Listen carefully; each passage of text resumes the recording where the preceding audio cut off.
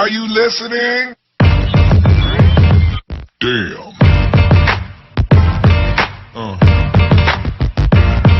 Yeah.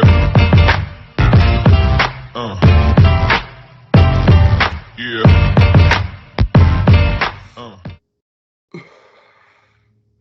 Another episode of Trash Talk. I'm Damion Hill. With me, as always, is TJ O'Connor. Tonight, we are doing the breakdown for the A-Town Throwdown 17 going down in Austin, Minnesota this Saturday.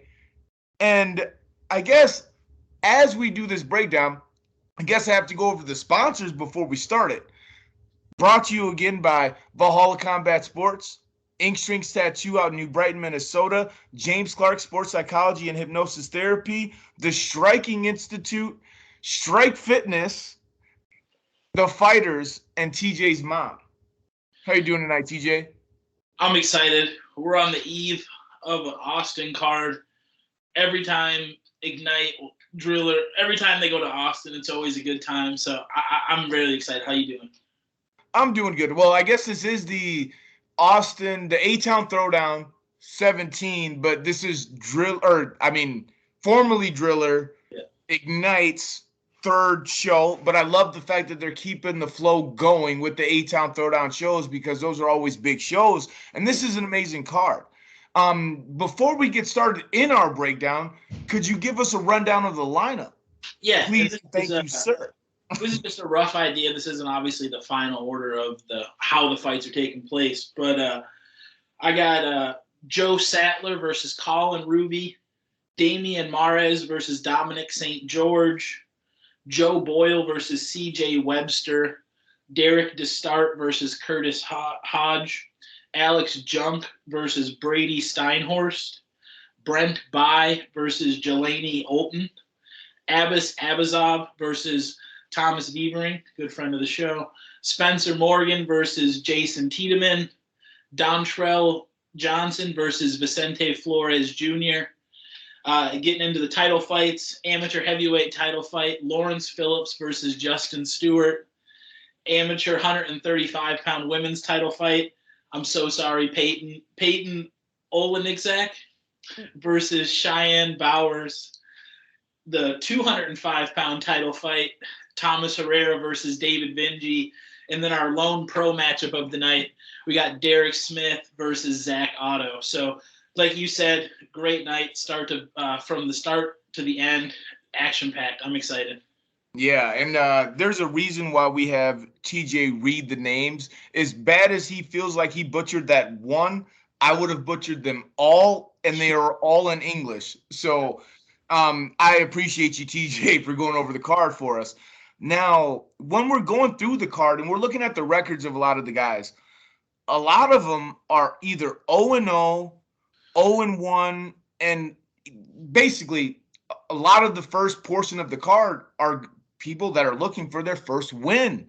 Yeah. And that's what's always really exciting for me. I mean, aside from the fact that anything can happen in MMA, you have no idea what's going to happen, what guy's going to do what. Let's say a guy is known for going out there and knocking everybody out, and then he goes out there, he takes down his opponent and submits him right away. Or if a guy is known vice versa, known for going out there and taking down his opponent, either smothering him and pounding him out or submitting them, and then he goes out there or she goes out there and throws some hands and puts their opponent down. You never know what's going to happen in a fight. But what's more unexpected is somebody that you've never seen fight before. Yeah. That's always the most unexpected thing, because at a point in time, John Jones was 0-0. Yeah. George St. Pierre was 0-0. That's the craziest thing about this sport. You never know who's about to step into that octagon, or into the cage. I can't say that other word because it's trademarked. But I think the fans know what we're talking about. Yeah, and I'm on the same page, and obviously we've had that conversation plenty of times. But, there's something about a guy that's 0-0, just the fear of the unknown. I think that's where the nerves come into a fight. Most fighters can tell you, the nerves are at their peak right before the fight starts, and then once you get hit once, you're like, oh, wait, I've done this a million times, and you just start fighting. So it's the unknown that gets you. So, like I said, sure. I'd much rather see a guy that's 1-0, 2-0, at least have a little bit of footage on him before a guy that's 0-0, and it's just that fear of the unknown. Yeah, the fear of the unknown is always what's unexpected. But then I guess the thing that might make it even more scary for some of these people is that they might not have been cracked as hard as they thought, or maybe they have thought I mean, that's mainly where I want to go. Maybe they have thought they've been cracked or that Yeah. they've been hurt and that they've seen the adversity in the gym. But Yeah. it's different once you get in the cage, and that's what's so exciting to see too, because that's what sucks. A lot of the guys that are starting off the card are 0-0. Yeah. Half of the people that step inside that cage for the entire night, not just the first portion of the card. TC has always said it the best way, one of the commissioners in Minnesota. So once you step inside that cage, one of you has to lose. That means half the people on the card are going to lose. And now we have a bunch of people who are going to either start off their career 1-0 or 0-1. And I don't think either one wants to start off 0-1. That's where you get the craziest fights sometimes. And not all the time, but sometimes. And that's the reason why I'm always the most excited for the guys and gals that I've never seen fight before, because I don't know what I'm going to get.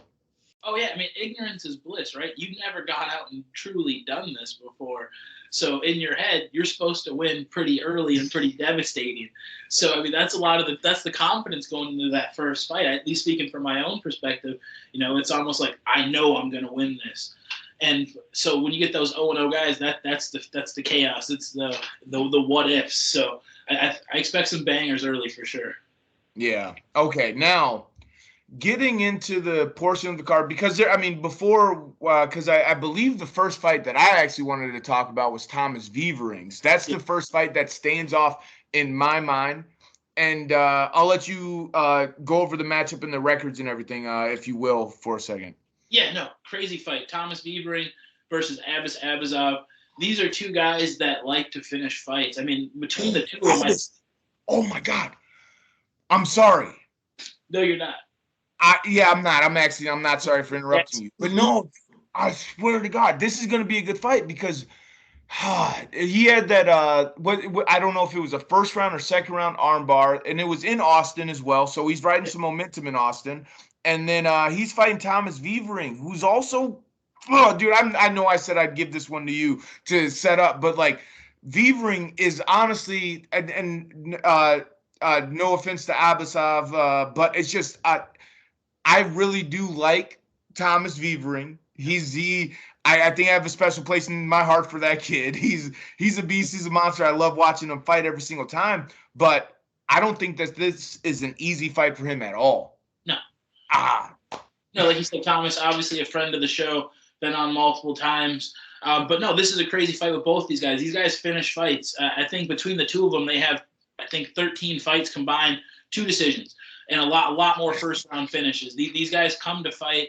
You mentioned Thomas's fighting style. The fans in Austin have seen him fight before. The guy he comes forward and he's ready to go to the ground. He's ready to throw hands. And Abbas is the same guy coming from another tough gym. So I expect just chaos in that fight. I mean, if you want to see a good old-fashioned barn burner, make sure you're in your seat for that one. And honestly, I think that's the perfect way to start off the main card because I believe that's the first fight on the main, or what would be the main card. Yeah, and then there's a couple tough guys, between Spencer Morgan and Jason Tiedemann.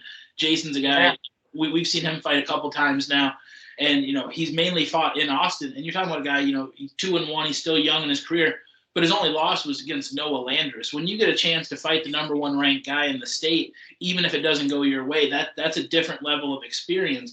And Spencer's a tough guy as well. He went out, won his first fight. His last fight got finished with, I think, less than 5 seconds left.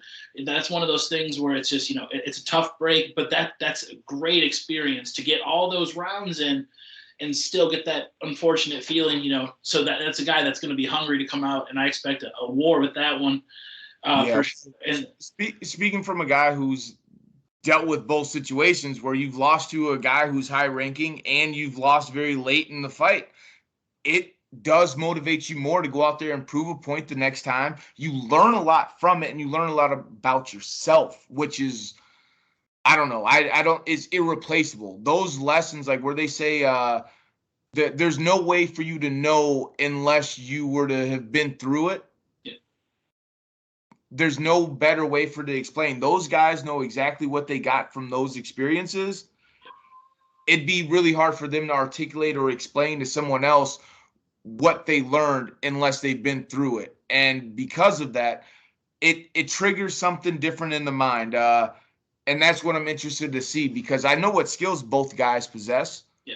Now, what did this trigger inside their own heads to who's going to be more motivated? Who's that? Because, I mean, and I guess there's no real way to determine that because I, oh my God, dude, I'm going off a little bit, but this is just a fight game. This is what, like, my mind's just rambling now because of. Yeah, you don't know until it's over, so it's just Exactly. that's why we watch them fight. And speaking of that, going into the next one here, this was a really fun fight that I'm really excited for when I saw it was announced. Obviously, whenever Vicente Flores gets on a card, I'm excited. Fan of the show, has been on the show multiple times. Was a part of the press conference we did earlier last summer. You know, he's and he was out there. You know, he has a tough fight. He's fighting a guy called Dontrell Johnson, who's coming from that De La Rosa team out in Chicago. He's only 1-0, but he had a very tough fight. I had a chance to watch it down in Iowa. I didn't see him, obviously didn't see him first, saw the video, and it was a tough scrap. And when you get a guy who has a chance to go decision, and with the skill set he has, I think this is a great fight. Obviously, like I said, Vicente has the experience. He's been in there with a lot of tough guys, but I think he's in for a tough fight with Dontrell in this fight, and I'm excited to see how this one plays out with both guys at the stages of their amateur career. The thing that makes it most interesting about Dontrell is that in his one fight, he went to a decision. So you feel like watching a video, you might understand enough about a fighter, but that's the one fight. Yeah. That's the one. Yeah. No one who asks any fighter if they go out there and perform the way that they thought, even in a win, their very first fight. Almost all of them are going to say, no, I didn't. But regardless of that, they know what they're capable of. They know what they need to do. And the fact that he went the distance in that very first fight, that's a learning experience in itself. And we were just talking about that a fight ago. And that experience probably gives him not an advantage or an edge necessarily, but at least in his own mind, he knows where he sits. He knows he can last the fight. He knows he can make it the distance, and he knows how to score the right amount of points to win the fight. Yeah. And he's going against a guy who has more experience than him. So that's what makes me really interested in Dontrell. And then, of course, we know Vicente. We know what he brings. We know what he's going to do. This kid always comes to fight, never doesn't stop, always going, either looking for the punches, looking for a takedown, looking to beat a guy up. Yeah. This is what he does. He fights, and this is gonna be a good one. Yeah, it comes to he's either gonna come finish you or get finished. He's not sitting around looking to win by points, and that's why we love watching him. And you mentioned Dontrell, one fight. That's 6 months ago. He's a young kid at a good gym. I expect to see leaps and bounds. And then going on to the next fight here. With all due respect to every other fighter on this card, this is my can't miss fight of the night. We're going into the heavyweight title fight between Lawrence Phillips and Justin Stewart. Fans of the show know I'm a fan of big dudes punching each other, and that's what we're going to get in this fight. Lawrence Phillips is a guy, if you haven't seen him fight yet, obviously he's not from Minnesota, comes from that De La Rosa team down in Chicago. But he's a beast, man. 3-0. No one's got out of the first round with him yet. But with all due respect to everybody he's fought, and he hasn't been in the cage with a guy like Justin Stewart yet. Justin is a legit fighter. I mean, he has been in there, over 16 amateur fights. He's been in there with very tough guys. He's seen it all. And this is going to be an interesting fight to see how this plays out. Lawrence might come in and do exactly what he's done to everybody else. And if he does, I will be very, very impressed.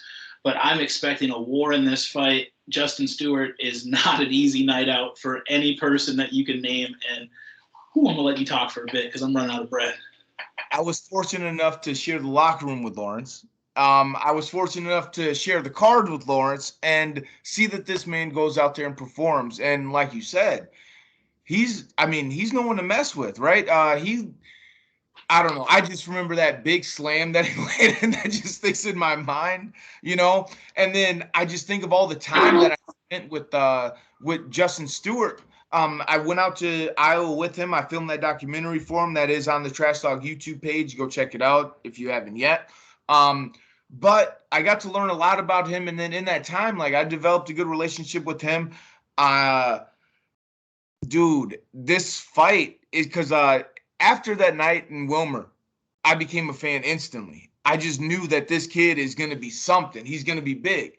And then the same thing with Justin Stewart. You know, after spending all this time with him and knowing all these things about him,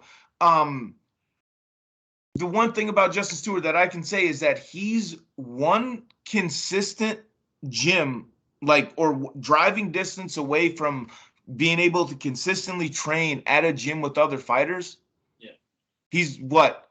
I don't know how many miles or where he needs to move or where he needs to be able to make that happen, but he's that far away from being able to perform as a professional at the highest level. And I truly believe that. And then the same thing with Lawrence is that I have no idea what the limit is going to be for this kid. And just like I said, he's still a kid.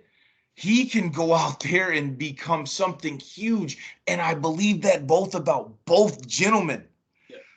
Oh, it's going to break my heart to see one of these guys lose, but it's going to fill my heart to see one of them walk away with the belt.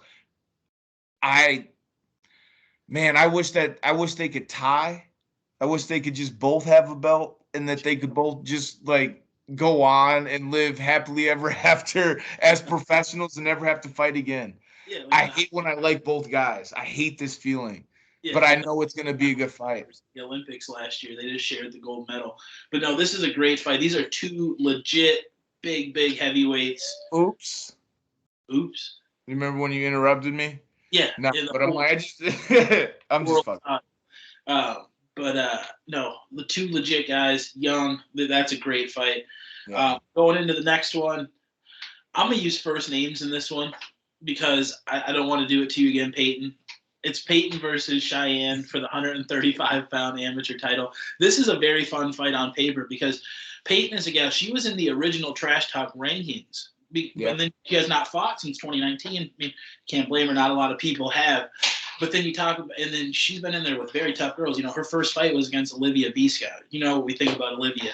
And, you know, she's been in there with tough girls since then, getting finishes, winning fights. So, you know, 2-fight winning streak. And she's going in with Cheyenne Bowers, who is the exact opposite.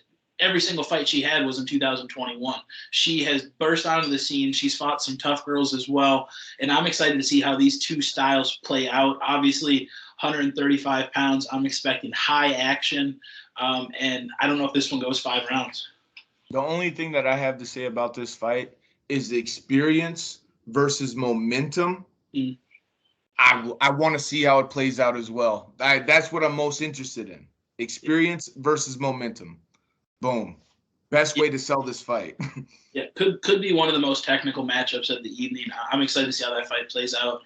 And then going into the co-main event, that's the amateur 205-pound title fight. Austin's own Thomas Herrera coming in. He's fighting a very tough fight against David Vinci. David Vinci's a guy. Yeah. He's a legit brown belt. On the ground, he's dangerous. And then you watch his fights, and he has one-shot knockout power as well. This is a tough fight, depending on how he shows up. And then you go with Thomas Herrera, who, you know, we have him on the show, #1 ranked, coming off a huge win back in September. We were there live talking to him. This guy has so much experience. We're talking about, I remember fighting on the same card with Thomas in Austin 10 years ago. And he's in this fight tonight or tomorrow night, and he's going to get in there. And I think this is a crazy fight on paper. I'm excited to see how this plays out because Thomas's big thing, you know, let's be frank, he likes to grab guys and put them on their back. David Vinci's not a guy that you really want to have on his back very often. I mean, he's legit, like I said, legit brown belt, and his grappling speaks for itself. I'm excited to see how this fight plays. I actually had a chance to speak with David Vinci just kind of randomly. It was the most random thing, but we had a really, I don't know, it was about an hour and a half long conversation that wasn't recorded, unfortunately. But like, we were just sitting there talking, shooting the shit, and yeah, I didn't realize that he actually didn't have his first fight until he was like 31, 32. Yeah. And then honestly, he's a guy that's way better than his record because he wrestled in high school. He wrestled all through high school, and I don't know how young he was when he started wrestling, but definitely made it all the way through high school wrestling.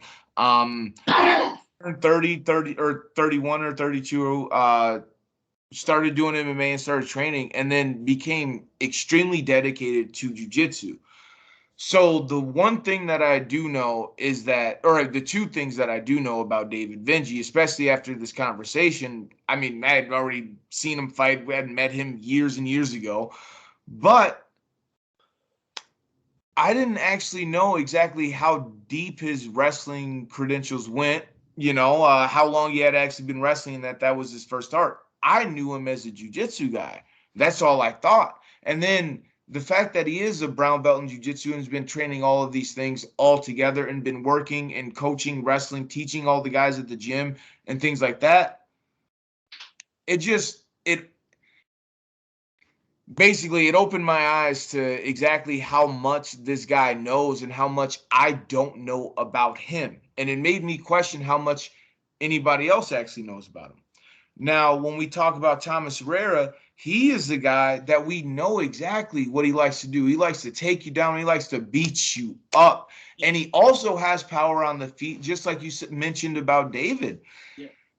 It is one of those things where the matchup is almost the same, like the skill set, except for I believe the edge in jiu-jitsu goes to David Vinci.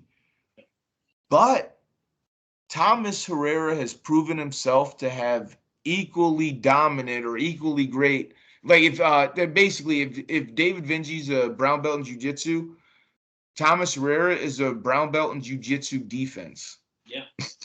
Yeah. If not higher. And that's what makes this fight so much interesting because if David Vinci is willing or is capable of submitting Thomas off of his back, is he willing to sit on his back against a guy that's as dominant and as strong as Thomas Herrera? That's the question I'm most interested in. And because of that, does it become a stand-up fight? Because both guys know they have power. Both guys have been training in their stand-up. They're MMA fighters. Yeah. That they hit pads, they bag, they do their bag rounds, they do their pad rounds, and they do their sparring rounds. This.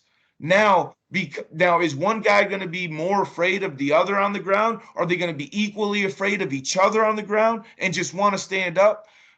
Is one of them going to feel more comfortable? Oh my God. Anything can happen in this fight. I'm willing to see. And I'm waiting to see. No, definitely. And it's one of those things where it's just, the grappler in me definitely wants to see how that plays out. But God, I would not mind if these two just decided to stand there and throw punches to see what happens.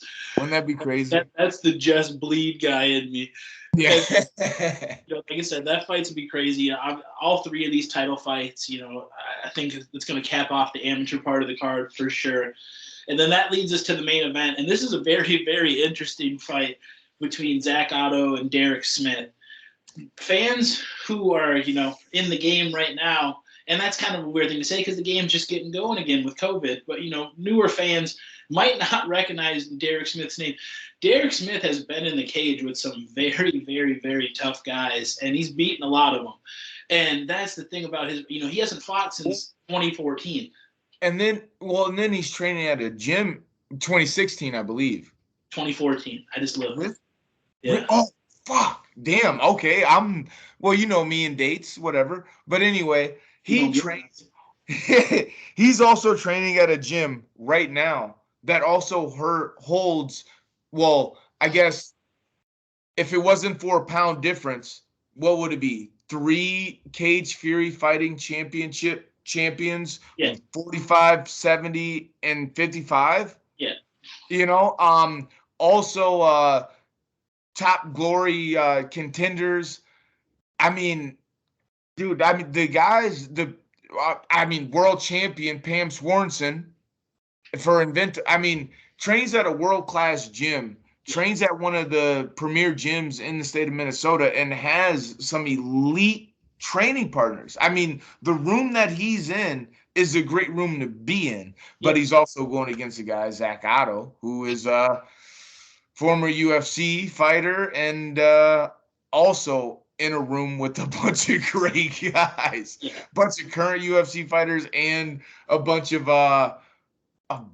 prospects, amateur and pro. I mean, Yeah. No, these are two very, very tough guys from two very, very good gyms. And I'm excited to see how this plays out because they both have, I wouldn't say similar styles. Zach's more of a brute force. Zach's going to grab you. He's going to put you down. He's going to beat you up. And, Derek Smith, like I said, really good grappling, and he has good, good scrambles, good move. So I'm excited to see how this one plays out in that sense. Is Zach going to be able to put him down? Is he going to be able to keep him there? Is he going to be able to withstand it? Or is this going to turn into a scrap? But these are two high-level fighters. And on a card with a lot of amateurs, I feel like the fans that stick around and are willing to stay it out and wait for this main event, they're going to see a high-class fight between two professionals. well, the last two fights are definitely 100% worthy of being main event and co-main event. That they're in that spot for the reason, and I think they both could potentially play out either the same or complete opposites, or just be something completely unexpected. And I want to take the time right now to apologize to you, TJ, because I think I interrupted you as you were going over the matchup. Yeah, go fuck yourself. I'm not sorry. Never mind. Oops. No, this is going to be a great night. Like I said, I'm super excited for this card. Obviously, we're going to be there in person, showing our faces and pretending to be cool. But this fight, like I said, all these fights from start to finish are going to be great. So if you're not there, first you have to just think, what are you doing with your life? And second, you should really consider getting tickets and making sure you're there for that first fight all the way through the last one. This is 13 fights, hard-hitting action. And like I said, every time Ignite, even though it's the first time they've been in Austin, every time they come to Austin, it's a great time. Just say formerly Driller, now Ignite, dude. Like, okay. I apologize because, break the fourth line. I've said Driller like 4 times, and I'm trying my hardest not to. Yeah. So, it's not because I respect branding. And this is going to be a great card. Ignite presents A-Town Throwdown 17. It's going down this Saturday, January the 15th, 2022. That's how good I am. I'm saying the right year in January still. I ain't saying last year's year like you do. Like this video, subscribe to Trash Talk with Damion and TJ. Don't be a hoe. Thank you and bye.